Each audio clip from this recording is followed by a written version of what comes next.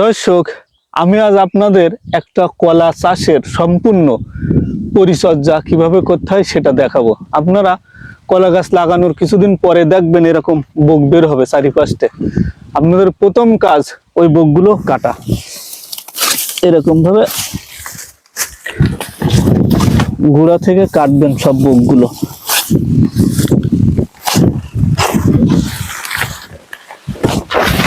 এভাবে কেটে দিবেন। যেহেতু আমার এই গাছটাতে কলা চলে এসেছে, তাই আমি এর গোড়ায় এখন একটা বোক রেখে দেবো পরবর্তীতে কলা নেওয়ার জন্য। সেই বোকটা এভাবে সুন্দর করে পরিচর্যা করে, এভাবে সুন্দর করে সাইজ করে, এভাবে সুন্দর করে রাখবো। আর এটা বর্তমান কলা ভাই, বর্তমান কলা এখন খুবই ভালো ফলন, আর বাজারে চাহিদা বেশি। এখনো বর্তমান কলার বাজার দর বেশি।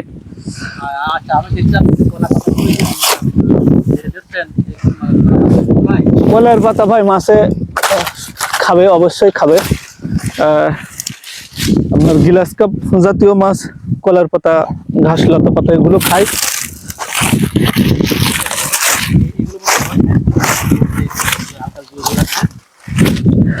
না ভাই, এগুলো আসলে ওই যে মাঝে মাছ ছিল না তো ঘিরে, এ কারণে কেটে দেওয়া হয়নি। তো তারপরেও দেখুন খুব বড় কলা হয়েছে গাছে। তো আপনারা এই দেখুন, এভাবে এভাবে পরিষ্কার করে দিবেন। হ্যাঁ ভাই, কলা গাছে অবশ্যই অবশ্যই বর্তমান কলা লাগাতে হবে, অন্য কোনো কলা না, অবশ্যই বর্তমান কলা। বর্তমান কলার বাজার দর এখন বেশি, চাহিদাও বেশি। আপনারা দেখতেই পাচ্ছেন এরকম, যেহেতু এই দেখুন বড় কলা চলে এসেছে, তাই আমি এখান থেকে দেখুন এই যে একটা বোক রেখে দিছি। কিন্তু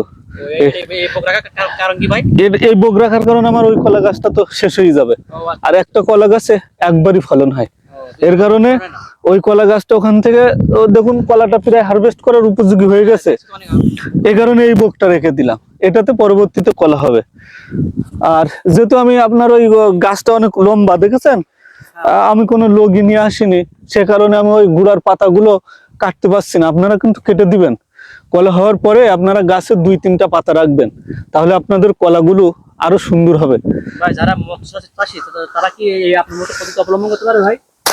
ভাই, মৎস্য চাষীরা তো প্রায় সবাই মনে করেন যে ঘেরের পাশে কলা এখন লাগাচ্ছে। মাঝে কিছুদিন সবাই কলা লাগাতো না, কারণ মনে করতো যে ওই যে আসলে কি ভাই জানেন, ওই সঠিক কথা হচ্ছে কি, এগুলো পরিষ্কার পরিচর্যা করার অভাবে তারা সময় দেবে না বা পরিশ্রম করবে না, এই কারণে লাগাতো না। এখন আবার ঠিক কিন্তু লাগাচ্ছে।